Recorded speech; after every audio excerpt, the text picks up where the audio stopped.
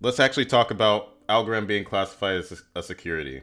It even came down to a week and a half ago that we actually posted the video on our channel, on our YouTube, to talk about exactly the situation that we're in and explaining the importance of security, why the Webblen token has been going down the path that it's been going down. And one of the things that I did already mention was the fact that Algorand is a security.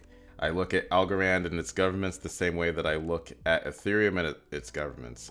I am not surprised. However, I do believe that Algorand is well positioned to justify its case as to whether or not it's a security. And even then, what is the point? What's the point of all of the security talk and regulating crypto the way that it's being regulated? It's simply for people, old people who are still in power, to capture value from younger audiences, emerging markets, and maintain their positions of power. That's why I also don't really respect the SEC with the way that they have everything structured right now. It is extremely manipulative and greedy.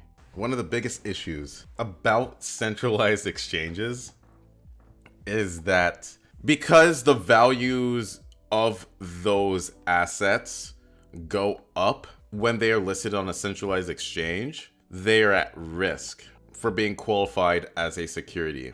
Whenever there's a third party or there's specific parties that actually influence the value of a specific asset and they also hold the majority of it, that's when it starts to become under the scrutiny of the SEC.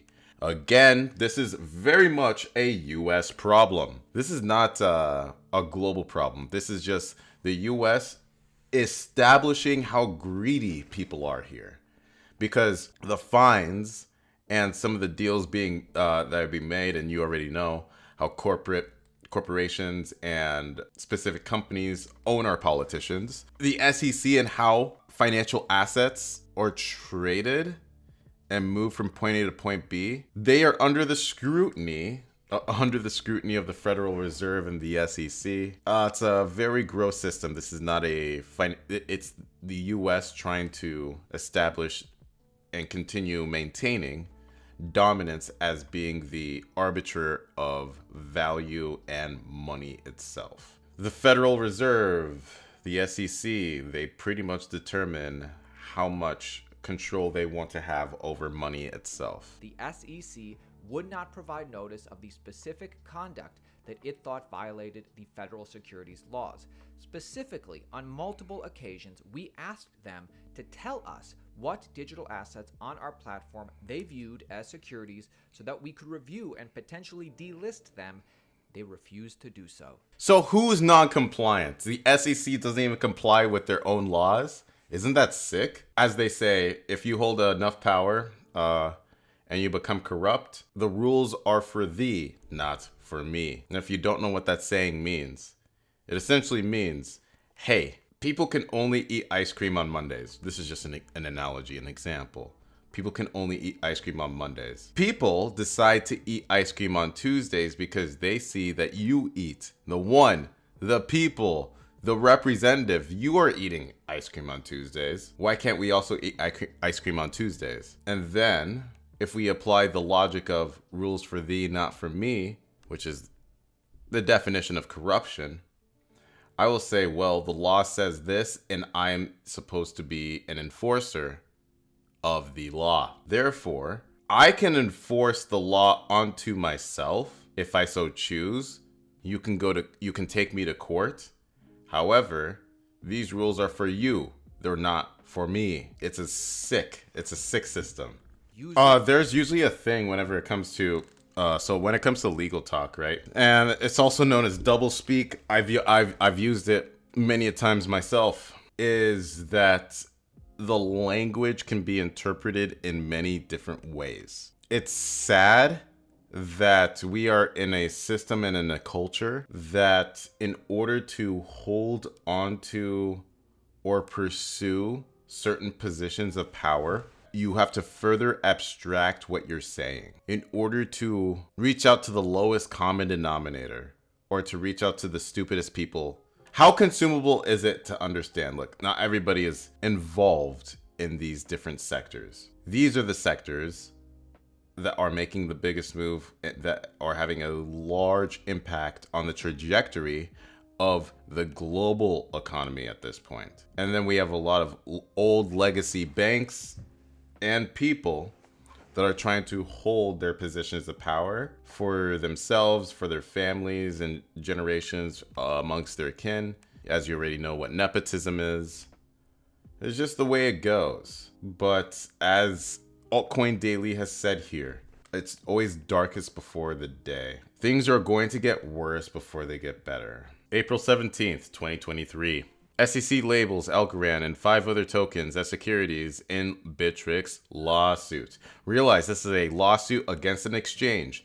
And through that conversation, through that lawsuit, they said, okay, then they're securities as well. They're throwing their hands up in the air. And of course, Algorand going down 6% over the past 24 hours. It's, wow, I was about to swear. Fuck it. It's bullshit. That's truly bullshit. The SEC has categorized 6 cryptocurrencies as securities in its lawsuits against crypto exchange Bittrex on Monday, highlighting them as potentially pivotal assets in an enforcement action against the Seattle-based firm. The crux of the SEC's complaint against Bittrex is that the platform failed to register with the watchdog as an exchange, broker-dealer, or clearing agency. This is a requirement for offering securities to customers in a manner regulated by the Securities Exchange Act of 1934. Do you understand how corrupt that sounds? The watchdog. What is the watchdog? Should we ask ChatGPT? I love to do this. The term watchdog is commonly used to refer to the Securities and Exchange Commission, so it's the SEC themselves. However, which is the primary regulator of the securities industry? The SEC is responsible for enforcing federal security laws, regulating securities markets, and protecting investors from fraudulent and manipulative practices. As a regulatory agency, who owns the SEC then? Who do they answer to? An independent agency, which means it operates independently of the executive branch of government, with 5 commissioners. You realize how this already sounds bad. It operates independently from our politicians, because that means they can essentially do whatever they want, but they have to just answer to the people that we elect to represent us. And if the people who we've elected to represent us have different interests and different goals in mind, it is very difficult to actually know what's going on. They are not subject to the direct supervision or control by the president or any executive branch official. However, the SEC is subject to oversight by Congress. Subject to does not mean has to. There's a difference. If you are subject to something, doesn't mean you have to go through it. I'm subject to getting skin cancer, but doesn't mean I'm going to get skin cancer. I'm subject to eating ass, but I don't eat ass. Which has the power to appropriate the funding. It's language like this. That's the SEC in a nutshell. I also say this about the Federal Reserve. They are corrupt bastards. In order for that to be true, the SEC needs to establish that at least one of the tokens made available by Bittrex is indeed a security. So then it's their responsibility, it's their choice to enforce that kind of action.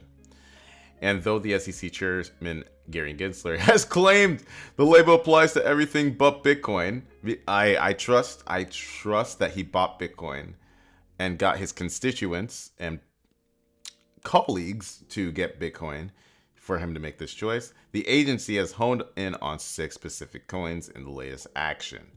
That being OMG, Dash, Monolith, Naga, IHT, and Algorand. The agency even says there will likely be more.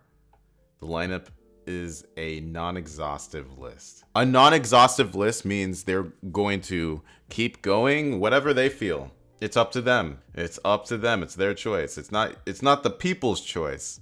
They're eating ass, I'll tell you that.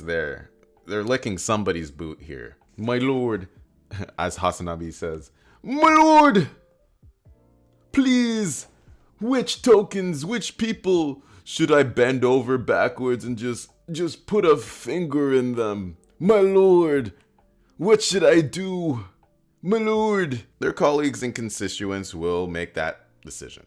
Crypto Twitter zeroed in on the connection between Gensler and Algorand. The hypocrisy is so loud here. This was already what was in Altcoin Daily as well. This is actually cheese. It's actually cheese. Governance is tough. You could create Uber or Lyft on top of a blockchain technology today. Well, maybe in 5 years you could. It would have the performance. Sylvia McCally's Algorand, who's a Turing Award winner at MIT that I work with.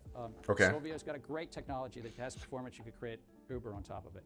The question is then who would update the software? And the fact that he advocated for Algorand and then wants to sue somebody and says, you know what, Algorand? Yeah, no. It's a bastardizing move. In the terms of Algorand, the SEC claims that the Algorand Foundation constitutes a common enterprise based on the not-for-profits organization's alleged role in conducting and promoting an initial token sale of Algo in 2019. In promoting the Algo token sale, the Algorand Foundation tied the potential growth of the Algorand blockchain to the potential demand of the Algo token itself, and to its own commitment to preserving the price floor for Algo.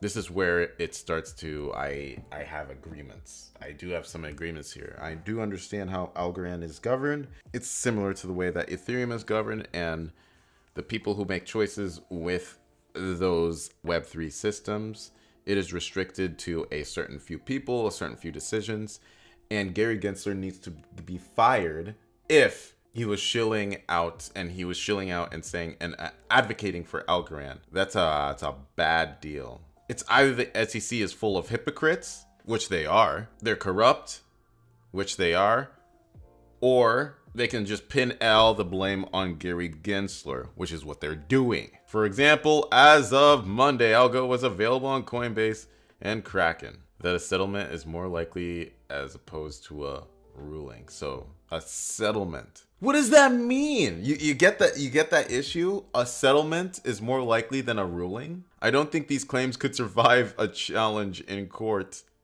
I think the parties will settle and we won't get a final answer, and that's why the SEC is making these aggressive claims. So that means there will be an exchange of money and no one's going to say anything about it moving forward.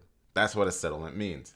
Let's settle on the deal and let's not talk about it in the future. Let's just exchange the money, because you're making a problem for many stakeholders involved. I believe Algorand's going to be okay. They're going to be fine.